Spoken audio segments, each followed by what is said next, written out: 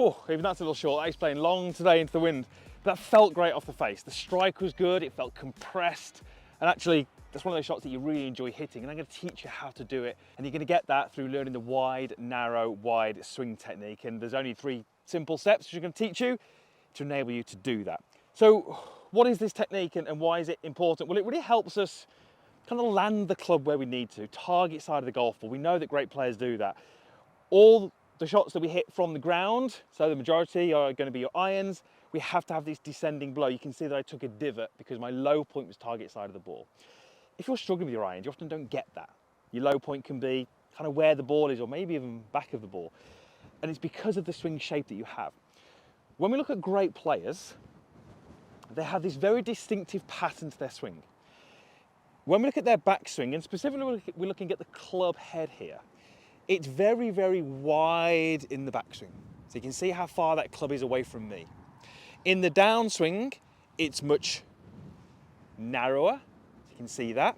And then on the way through, it's very wide in this first kind of 3, 4, maybe 5 feet post-impact. That's what generally we see. There aren't many that don't fall into that category. Now, if you videoed your golf swing, or if you haven't, maybe pause this video, go and video it and come back, you're probably not going to see that. It's not uncommon to see someone who really struggles with those irons to actually be somewhere here on the backswing. On the way down, they might be wider. And then on the through swing, they're actually narrower. So they actually go narrow, wide, narrow. And that does 2 things. It really takes away your ability to strike it well, takes away your ability to compress the ball, and it means that you're kind of capping the distance you can hit the ball. When you start to learn this wide, narrow, wide technique, you're going to start to unlock so many better things in your golf game. So this all starts in the first part of the golf swing. I set up to the golf ball and give or take, that club head is as far away from my chest as it can be. My arms are pretty straight, so I can't really create any more width. So I start with width. The issue is that for many of you, you will lose that width almost instantly. So that club has moved, only really into the takeaway position, but just look at what my arms have done. I've lost that width already. Why was that the case? Well, I didn't use the body. Okay, I used too much of the hands and the arms. Now, what's connected to the golf club? Your hands. So if you're going to move the club, how do you do that? Well, it makes sense that you'd use your hands and arms. They're connected, so why would we not just use the hands and the arms? Well, this is the reason, because we lose that width early on. Width is key in the golf swing. We've all got to have it. So if you lose it early on, you're going to try and regain it. Where would you regain it? Right as you start down, which is the worst part to have width. So really what I'd love you to do is start with this little simple exercise. Take the golf club, pop the grip of the club into your belly button. Trail hand is going to go down onto the metal, take your setup, and just rehearse a little takeaway movement where I'm maintaining this relationship. But look what has to happen for me to do that. Because I had that reference point here and the connection point there, for me to move that club instantly, without even having to think about it, I use my shoulders. You can see a lot more of my chest. Look at how my hips have turned. Look at how much my knees have turned already. Now, I didn't consciously do that, but if I didn't move my legs and my torso, I'd have to do this. I'd have to make this weird movement here where my right arm bends. So by keeping this pretty straight, keeping this in place and this in place, we start to engage the body. We start to rotate the body, and that's key to the golf swing. The body has to get moving early. That's enabling me to keep the width here and almost reaching out to this point here. Tiger, Rory, all of these great golf swings that we look at and just amazed at, they all do this. They all have this really nice wide takeaway early on. So that's your little exercise. And then when you go ahead and hit shots, just go ahead and feel like the grip points at your belly button for as long as you can. So I've got the grip pointing at my belly button, and as I move into my takeaway, look at that, it still points back at my belly button because I've got rotation through my knees, my hips, and my arms are still got their structure. So this is really going to take care of that sort of wide takeaway position. How do we then create the narrowing on the downswing? Well, that's to do with what your body does. How your body starts to shift towards the target creates the narrowness. Now, because I want you to be able to go ahead and do this on the golf course, rather than giving you a drill, I just want to give you a kind of concept, a visual, something you can think about which is really going to help.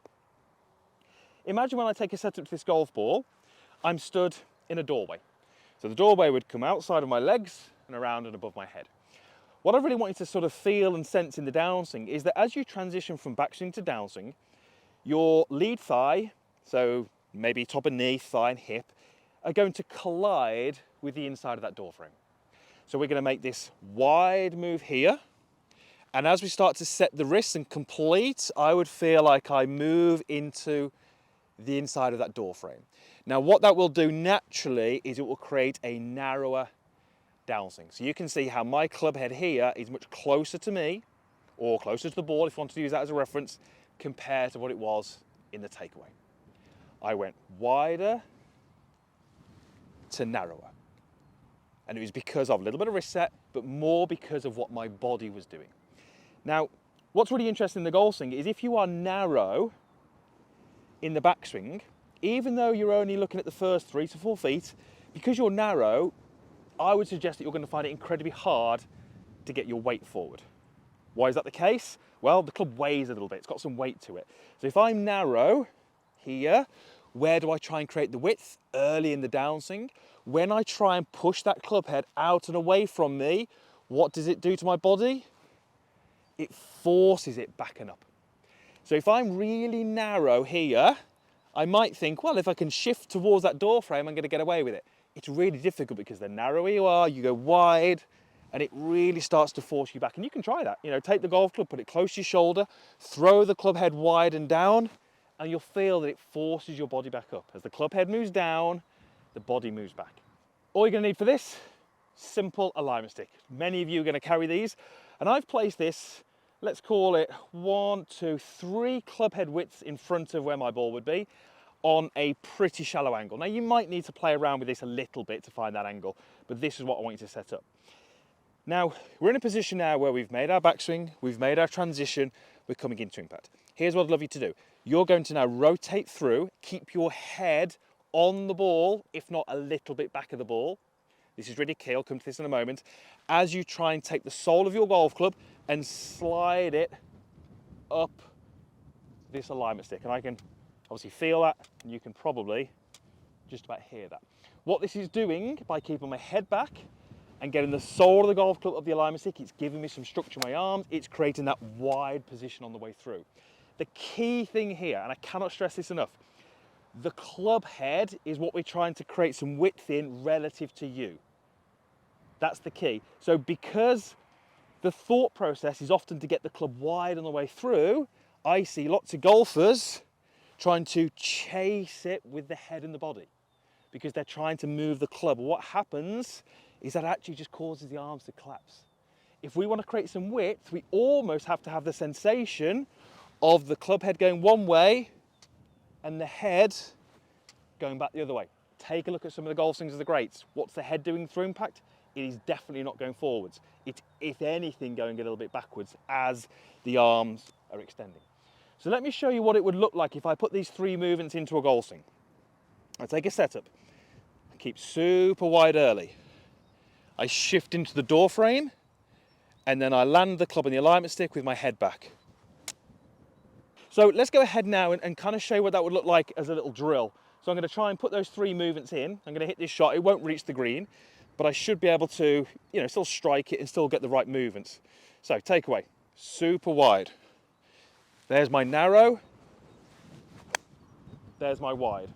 So wide, narrow, wide. It's going to help you e-ball striking.